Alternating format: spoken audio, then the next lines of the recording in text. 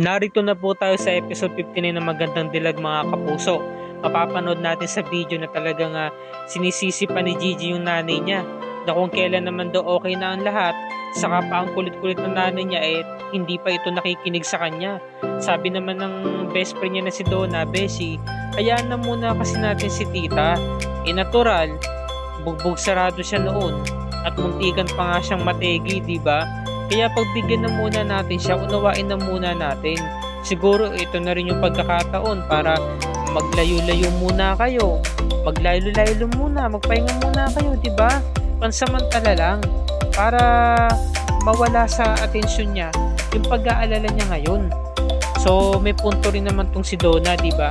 Samantalang kinabukasan, dinalhan na ni Donna ng gamot itong si Ninang niya at sabi nga niya, Ninang, huwag na po kayo magtampo kay Beshi.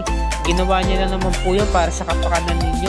Saka po pinagsabihan ko naman po siya kaso matigas po talaga ulo ng anak niyo .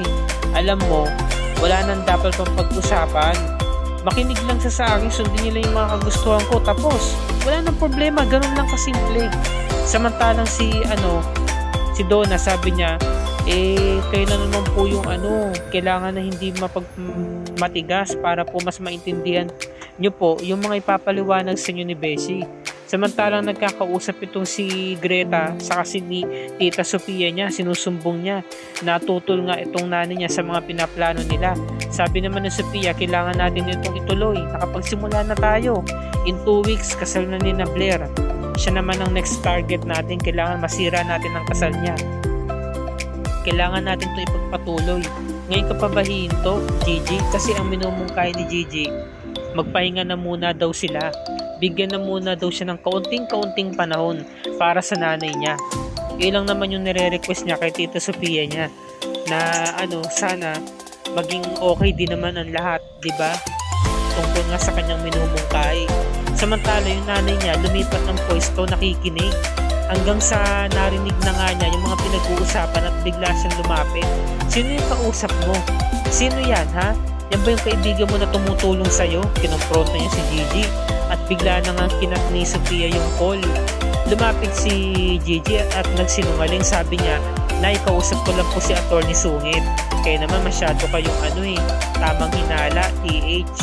Nay, pinag-uusapan lang naman namin tungkol sa negosyo. Bigla umalis ang nanay niya, Nay, patawarin mo na ako.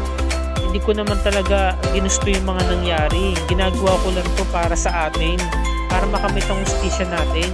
Sabi naman ng nanay niya, inaalala lang kita, Gigi. Samantalang si Blair saka si Jared, meron silang rehearsal para sa kanilang kasal. Ito na yung araw na yun. Nagsasani na siya ng bridal walk. Ngayon, nung malapit na sila sa aisle, talagang tulala yung kanyang mapapangasawa, si Jared. Inaalala kasi ni Jared yung mga panahon na namimiss niya itong si Greta. Di ba yung nagkita nga sila? Sabi niyo, kailan ka ba babalik ng triathlon? Kasi namimiss na kita. Sorry, at sabi ko yun, sabi ni Greta, di ba? Marami naman paraan para magkita tayo, hindi ba? So sinisi ni Blair, sabi niya, ano ba yung nagbabother sa isipan mo? Sabi naman ni Jared, masama lang talaga pakiramdam ko. Okay, kukuha ko ng meds. Huwag na. Siguro kailangan ko lang talaga ng pahinga. Mabuti pa ipagpaliban na lamang natin tong wedding rehearsal natin. Talaga, Jared, in 2 weeks ikakasal na tayo. Tapos ngayon mo pa ito ipagpapaliban. So hindi siya pumayag pero wala talaga siya nagawa. At umalis na nga itong si Jared para magpahinga. So nagmaktol na naman itong si Blair na pinairal yung pagiging maldita niya. Samantalang si Luisa, nagpapasalamat kay Atty. Eric kasi hindi niya talaga nilubayan si Gigi magmula noon hanggang ngayon. Malaki ang utang na loob namin sa at malaki ang pasalamat namin sa iyo. Kaya may tiwala ako sa iyo, Atty. Eric. Kaya aminin mo na yung mga iba pang nalalaman mo tungkol kay Gigi. So sinabi na rin ni Atty. Eric, sabi niya, okay po, sinasabi ko, inaamin ko na gumaganti siya sa Elite Squad. So sabi naman ni Luisa, so narinig ko kanina na magkausap kayo kanina. Pinag-uusapan ninyo yung tungkol sa negosyo. Nagpapasalamat din ako doon. So hindi na kumibo si Atty. Eric, sabi niya, ano po? Tungkol sa negosyo. So nahalata na ni Luisa, sabi niya, sinasabi ko na nga nagsinungaling sa akin ng anak ko. Yun. Kasi talagang nauutal na talaga si Atty. Eric. Sabi niya, Ma'am Luisa, hanggang dito na lamang po, alis na rin po ako. Paalam na po. Talagang nauutal na siya kasi nahuhuli na siya sa sarili niyang bibig, di ba? Na siya yung nagsisinungaling at hindi na talaga makayanan ni Atty. Eric ang mga nangyayari. Dahil nga nagiging masama na tuloy siya. Nababahira na yung kanyang profession bilang isang lawyer. So, anong nangyari? Ang mali lang ni Atty. Eric, tumawag agad siya kay Gigi sa labas ng pintuan ng mansyon. Naririnig siya ni Luisa, nakikinig sa kanya.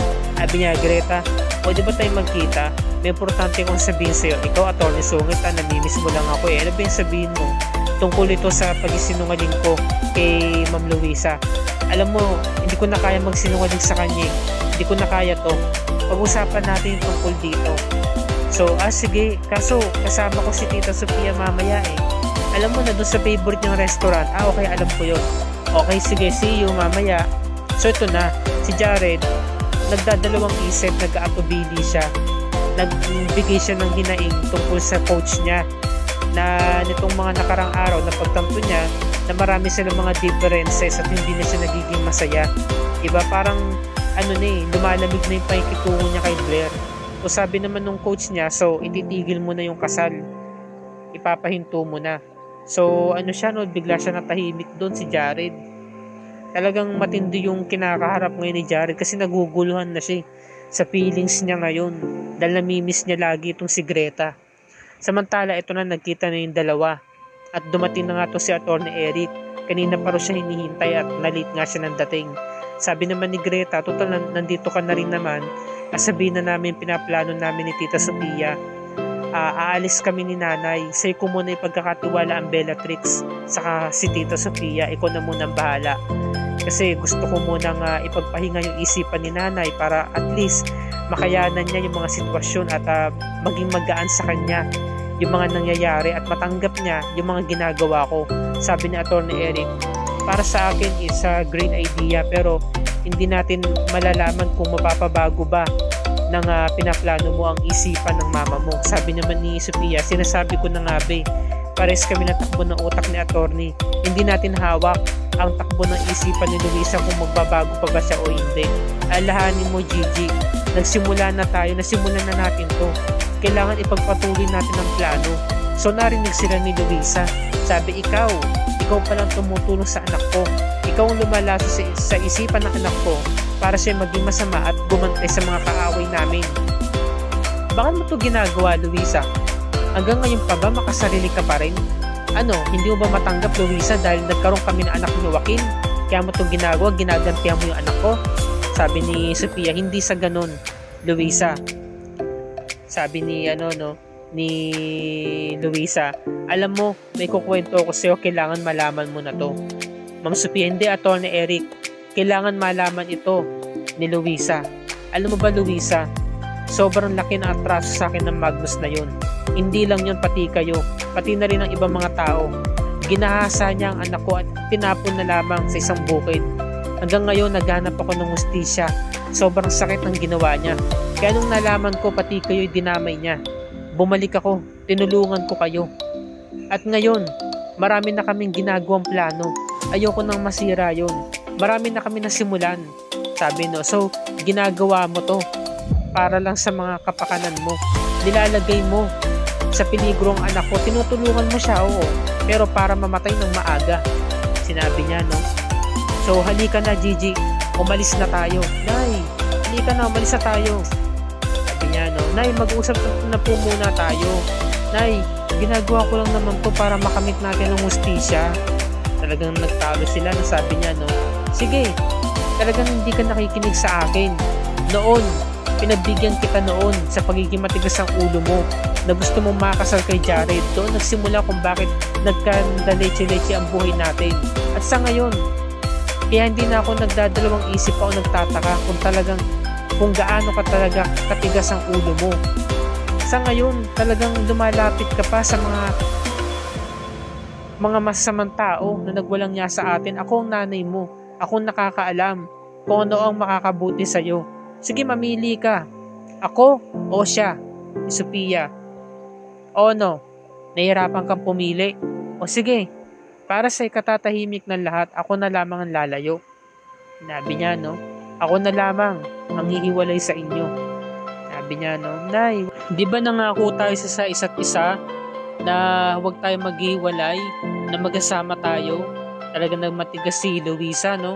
Talagang hindi niya na pinakinggan pa yung mga sinasabi ng anak niya at tuluyan na nga siyang umalis.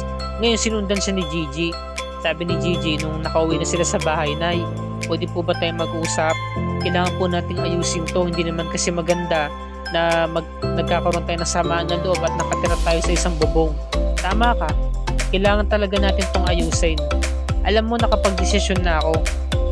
Tinext ko kanina si Atty. Eric at nakiusap ako na sa kanya na muna ako tumira pansamantala. At pumayag na muna siya na doon ako tumira. Nay, talagang gagawin niyo to. Oo. Para sa kaliniwanagan ng isipan mo, para magbago ka, para malaman mo ang kamalian mo. So, kinuha niyo na yung maleta niya at alis talaga siya. Nay, gagawin niyo talaga to. Iiwan niyo ako. Ikaw ang nang iwan. Iniwan mo ko sa ere. Sabi niya, no? So, sinundan talaga ni Gigi, nanay niya, hanggang sa labas. Hanggang sa sumakay na nga siya sa sasakyan nito ni Atty. Eric. Inilagay na yung maleta sa likod ng van. At sinabi niya, Atty., tara na. Sabi ni Atty. Eric, sorry Gigi. So, nagkahiwalay na sila. At talagang hindi na rin talaga matanggap ni Luisa yung mga nangyayari. Masakit. At sobrang bigat sa kalooban niya. Ganon din kay Gigi at talagang wala na nga nagawa tong si Gigi kundi magsisigaw na parang bata, no? Habang ito'y umiiyak dahil sa sobrang sakit ng kanyang nararamdaman. So, dito na po nagtatapos ang review, Enrica, para sa araw na to. At abangan natin yung mga magaganap sa darating na Lunes. September 18, episode 16 na tayo mga kapuso.